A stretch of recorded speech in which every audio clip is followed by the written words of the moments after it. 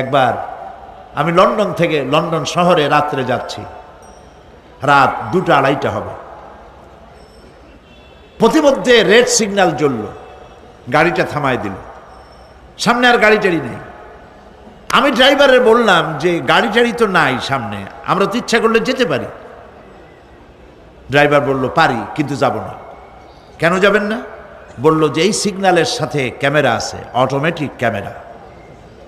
আমি যদি এখান থেকে এটাকে ক্রস করি তাহলে আগামীকাল কোর্ট থেকে আমার নামে চিঠি আসবে।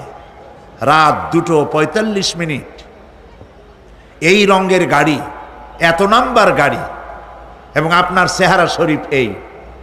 আপনি রাত 2:45 সময় রেড সিগন্যাল অমুক এলাকা থেকে ক্রস করেছেন, মেহরবানি করে কোর্টে আসেন আর জরিমানা দিয়ে যান।